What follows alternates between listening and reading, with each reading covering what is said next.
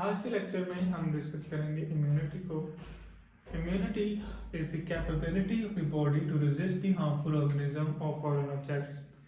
यानी इम्यूनिटी हमारे जिस्म का वो कैपेबिलिटी है, वो सलाहियत है जिससे हमारा जिस्म हार्मफुल ऑब्जेक्ट्स को, हार्मफुल ऑर्गेनिजम्स को, फॉरेन एजेंट्स को हमारे जिस्म में कोई इन्फेक्शियस डिजीज प्रोड्यूस करने से रोके रखता है।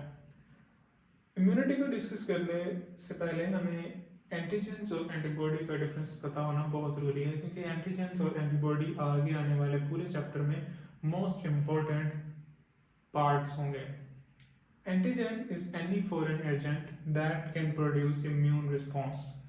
एंटीजन कोई भी फॉरेन एजेंट हो सकता है, कोई पार्टिकल हो सकता है, कोई ऑर्गेनिज्म हो सकता है, कोई टॉक्सिन हो सकता है जो हमारे जिस्म के अंदर कोई इम्यून रिस्पॉन्स को इनिशिएट कर सकता है, किसी भी किस्म का एलर्जिक रिएक्शन प्रोड्यूस करवा सकता है, उससे हम कहेंगे एंटीजन। और इसमें मुख्तलिफ ऑर्गेनिजम्स हैं, जैसे कोई वायरस हो सकता है, बैक्टीरिया हो सकता है, फंगस हो सकता है, वायरल प्रोटीन्स हो सकती हैं, टॉक्सिन्स हो सकते हैं, स्पोर्स हो सकते हैं। So it's a wide variety जिसके अंदर हमारे एंटीजेंस फॉल करते हैं, जो हमारे बॉडी के ऊपर एक्ट करते हैं और बहुत सारे इन्फेक्शियस डिसीजेस प्रोड्यूस कर सकते हैं। Antibodies are the specific globulin proteins. हमारे जिस्म में बहुत सारी ग्लोबुलिन प्रोटीन्स प्रोड्यूस भी होती हैं और मौजूद होती हैं, और ये वो स्पेसिफिक ग्लोबुलिन प्रोटीन्स हैं जो कि हमारे जिस्म में एंटीजन के खिलाफ काम करती हैं। यानी ऐसी प्रोटीन्स जो हमारी बॉडी में एंटीजेंस के खिलाफ काम करती हैं या एंटीजेंस को डिस्ट्रॉय करती हैं, उन्हें कहा जाता है एंटीबॉडीज। एंटीबॉडीज को इम्यूनोग्लोबुलिन्स भी कहा जा सकता है, क्योंकि इम्यूनोग्लोबुलिन्स यानी ऐसी ग्लोबुलिन प्रोटीन्स जो हमारी बॉडी को इम्यूनिटी प्रोवाइड करती हैं, उन्हें कहा जाता है इम्यूनोग्लोबुलिन्स। एंटीजन और एंटीबॉडी के बाद हम लोग डिस्कस करेंगे इम्यूनिटी के टाइप्स को। इम्यूनिटी की बुनियादी तौर पर दो टाइप्स होती हैं, एक को कहा जाता है इनेट इम्यूनिटी और दूसरे को कहा जाता है एक्वायर्ड इम्यूनिटी या अडैप्टिव इम्यूनिटी। सबसे पहले हम लोग डिस्कस करेंगे इनेट इम्यूनिटी को। Innate immunity as the name shows यानी इनबॉर्न इम्यूनिटी, जो हमारे जिस्म में नेचुरली प्रेजेंट है, जो हमारे जिस्म ने कहीं से एक्वायर नहीं की बल्कि नेचुरली बाय बर्थ हमारे जिस्म में मौजूद होती है, उसे कहा जाता है इनेट इम्यूनिटी। इनेट इम्यूनिटी की स्पेशलिटी ये है कि innate immunity shows an immediate response, यानी इसका रिस्पॉन्स डिलेड नहीं होता और ये फर्स्ट लाइन ऑफ डिफेंस के तौर पे काम करते हुए हमारी बॉडी को प्रोटेक्शन प्रोवाइड करती है और हमारी बॉडी के अंदर इमीडिएट रिस्पॉन्स प्रोड्यूस करती है। यानी अगर हमारी बॉडी में पैथोजन एंटर होने की कोशिश करेगा तो सबसे पहले उसे इनेट इम्यूनिटी का सामना करना पड़ेगा और innate immunity immediate response show करती है। Innate immunity is non specific. Innate immunity किसी स्पेसिफिक पैथोजन या स्पेसिफिक किसी पर्टिकुलर या किसी फॉरेन एजेंट के खिलाफ काम नहीं करता, बल्कि वाइड वैरायटी ऑफ पैथोजेंस और फॉरेन एजेंट्स के खिलाफ काम करता है। क्योंकि ये स्पेसिफिक नहीं होता, इसीलिए ये इमीडिएट रिस्पॉन्स भी शो कर पाता है। इसकी एग्जांपल कुछ यूँ लें कि अगर हमारी बॉडी के ऊपर कोई पैथोजन अटैक करेगा तो उसको फर्स्ट लाइन ऑफ डिफेंस के तौर पर हमारी स्किन के ऊपर मौजूद म्यूकस या स्वेट से सामना करना पड़ेगा, और स्वेट में मौजूद या म्यूकस में मौजूद एंटीऑक्सीडेंट्स उस पैथोजन को, उस फॉरेन एजेंट को किल करने की सलाहियत रखते हैं। सो ये एक एग्जांपल है इनेट इम्यूनिटी की, जो हमारी बॉडी पोजेस करती है अगेंस्ट दीज पैथोजेंस।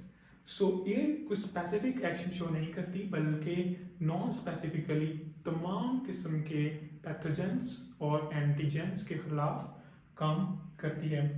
इसके अगर हम रिस्पॉन्सेज की बात करें तो इनेट इम्यूनिटी अगर अपना रिस्पॉन्स दिखाएगी तो हम उनको इन चंद चीज़ों के जरिए पहचान सकते हैं। यानी इन्फ्लेमेशन का हो जाना, इन्फ्लेमेशन मतलब किसी भी बॉडी पार्ट के ऊपर जहाँ पर पैथोजेंस ने अटैक किया होगा वहाँ पर हमें इन्फ्लेमेशन देखने को मिलेगी, यानी वो पार्ट ऑफ द बॉडी जो है वो इन्फ्लेम हो जाएगा, सोजिश हो जाएगी, वहाँ पर बहुत दर्द भी हो रहा होगा या खारिश भी हो सकती है। So this is some sort of thing कि जहाँ पर हमें इन्फ्लेमेशन देखने को मिलती है, जो हमारी इनेट इम्यूनिटी का एक पार्ट है। इन्फ्लेमेशन बेसिकली वहाँ पर ब्लड की सप्लाई बढ़ा देता है, जिसकी वजह से वहाँ पे मैक्सिमम हमारे वाइट ब्लड सेल्स पहुंच सकते हैं और इम्यूनिटी एक्शन शो कर सकते हैं। Secondly surface and chemical barriers, यानी सरफेस एंड केमिकल बैरियर जिस तरह मैंने आपको बताया कि स्वेट और म्यूकस जो हमारे थ्रोट में मौजूद है, नोज में मौजूद है, आइज में मौजूद है, हमारी स्किन पे मौजूद है। सो म्यूकस लेयर जो है उसके अंदर एंटीऑक्सीडेंट्स और डिफरेंट इम्यूनिटी प्रोवाइडिंग एजेंट्स मौजूद होते हैं, जिन्हें हम फर्दरली डिस्कस भी करेंगे, और वो इम्यूनिटी एजेंट्स हमें इम्यूनिटी प्रोवाइड करते हैं। Next, A very important part is fever. Fever हमारी बॉडी का वो रिस्पॉन्स है जिससे हमारी बॉडी अपने टेम्परेचर को इंक्रीज करके ऐसे पैथोजेंस और एंटीजेंस जो हमारे बॉडी टेम्परेचर को यूज करते हैं उनके खिलाफ इम्यूनिटी प्रोवाइड कर सकते हैं। The second type is acquired और अडेप्टिव इम्यूनिटी। सो एक्वायर्ड और अडेप्टिव इम्यूनिटी इज समथिंग जो हमारी body with the passage of time acquire करती है, जिसको हमारी बॉडी डेवलप करती है। एक्वायर्ड इम्यूनिटी को डेवलप्ड इम्यूनिटी भी कहा जाता है, क्योंकि हमारी बॉडी को ये बार बार नहीं मिली, लेकिन इसने with the passage of time इसको एक्वायर किया है। Acquired immunity antigen specific response show करती है, यानी एंटीजन जो एंटीजन हमारी बॉडी के अंदर आएगा उसी के खिलाफ एंटीबॉडीज पैदा होंगी, इसीलिए इसको antigen specific response showing immunity कहा जाता है। एंटीजेंस जो हमारे पास फॉरेन एजेंट्स होते हैं, इनको हमारी बॉडी एक्वायर्ड इम्यूनिटी इनको पोजेस करती है, इनको पकड़ती है और इनके खिलाफ रिस्पॉन्स शो करती है। Next is delayed response.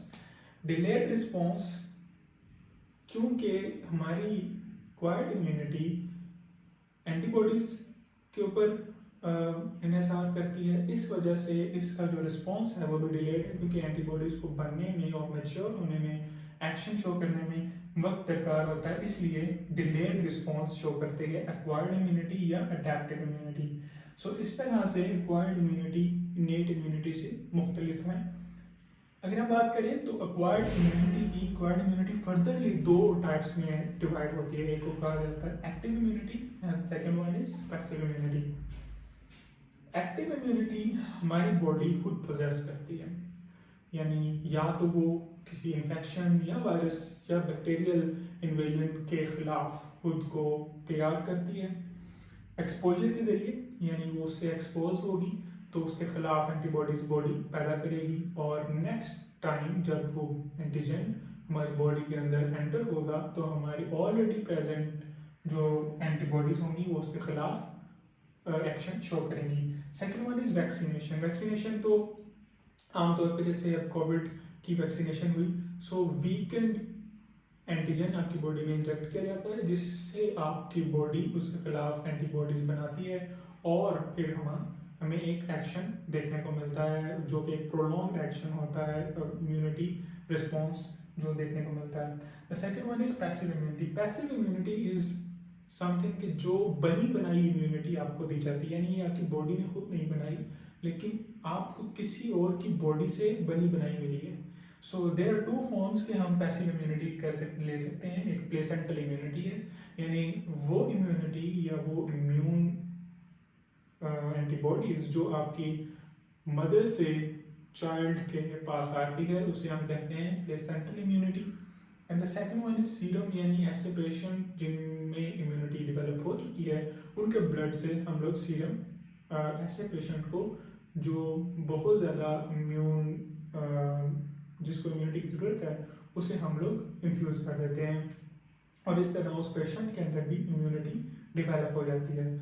सो आज के लेक्चर में हमने capability of body to resist the harmful changes and harmful agents यानी इम्यूनिटी को पढ़ा, उसके कुछ कंपोनेंट्स को देखा, उसके टाइप्स को देखा।